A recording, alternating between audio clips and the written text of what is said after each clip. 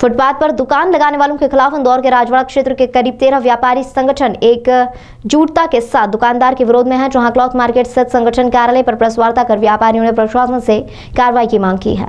इंदौर के प्रतिष्ठित 13 व्यापारिक संगठन जिनकी लगभग 8000 से ज्यादा दुकानें हैं, व्यापारियों का कहना है कि फुटपाथ पर दुकान लगाने वालों के कारण उनके व्यापार पर तो प्रभाव पड़ ही रहा है, वहीं ट्रैफिक जाम लगने के साथ ही क्षेत्र में क्राइम भी बढ़ रहे हैं। क्लॉथ मार्केट स्थित महाराजा तुकोजी राव व्यापारिक संगठन के कार्यालय पर शहर Tukoji Rao cloth market association, retail government संगठन इंदौर सराफा, सोना चांदी ज़ेवरात संगठन, बर्तन बाजार व्यापारी संघ, पीपली बाजार व्यापारी संघ, सुभाष चौक व्यापारी संघ सहित अन्य व्यापारिक संगठन के लोगों ने प्रेस वार्ता कर कहा कि लंबे समय से फुटपाथ पर दुकान लगाने वालों के कारण इन्हें कई तरह की परेशानियों का सामना करना पड़ रहा है। नगर निगम द्वारा इन पर कोई कार्रवाई नहीं की जा रही है, वहीं इन लोगों के कारण क्षेत्र में विवाद और क्राइम भी बढ़ रहे हैं। पीड़ित व्यापारी संगठन के लोगों ने मामले में मीडिया के माध्यम से प्रशासन से कार्रवाई की मांग की है।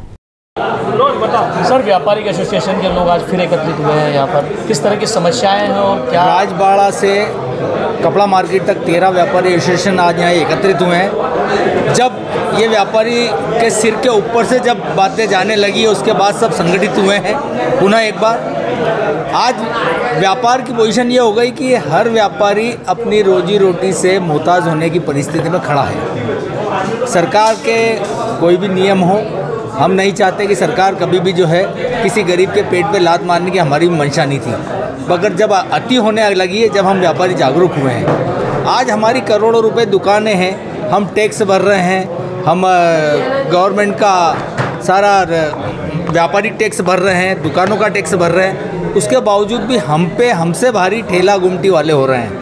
और ये ठेला गुमटी वालों के कारण ना तो इनको टैक्स देना है, ना कोई खर्चा इनका।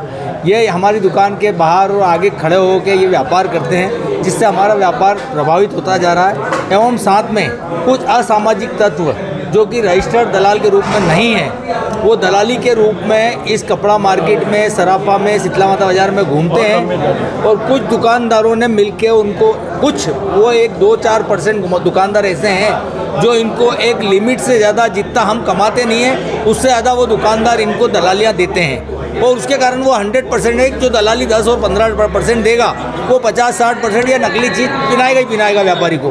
तो बाहर के व्यापारी उसके बाद में फिर वो उनके यहाँ से कपड़ा ले जाने के बाद इस मंडी में आने की इच्छा ही जाहिर नहीं करते हैं, जिससे हमारा व्यापार दिनों दिन कम होता जा रहा है। उससे त्रस्त होकर आज सब्जी मंडी का इतवारिया से हटाने के बाद में पूरी कपड़ा मार्केट के तीनों गेट के साइड नवीन चित्रा गली से लेके तो शीतला माता बाज़ार तक यहाँ तक सब्जी मंडी लगने लग गई।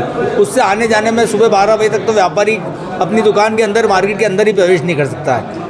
मुख्य द्वार कपड़ा मार्केट का जो 100 वर्ष से पुराना था, महात्मा गांधी द्वार, उसको जब स्मार्ट सिटी के नाम पर सरकार ने तोड़ दिया था, उस पर एक ऐसा अतिक्रमण आसपास हो गया कि हम द्वार बनाने की परिस्थिति में नहीं है। हमने कई बार नगर निगम को सूचना दी है कि या तो आप द्वार बनवा दीजिए, अन्यथा हम हमारे पैसे से द्वार बनवा लेते हैं, जिससे जो हमारी एक कपड़ा मार्केट सिक्योरिटी थी 7 दरवाजों से, उसका मुख्य द्वार ही अगर टूटा हुआ है तो हम लोग काफ़ी परेशान हैं उसके कारण। सर, आगे क्या करेंगे अब आप, क्योंकि स्थितियाँ तो काफ़ी गंभीर है, कई सारी समस्याएं उत्पन्न हो रही हैं। ये आपके माध्यम से हम चाहते हैं, एक्चुअल में देखो सबसे बड़ा मीडिया रहता है। मीडिया चाहे तो जनप्रतिनिधि हो या अधिकारी हो, सबको हिला सकता है। और हम चाहते हैं कि आप लोग हमारी आवाज़ को इनके तक पहुंचाएं, क्योंकि हमने अलग अलग रूप में जाके इनसे कई बार सबसे बात की है।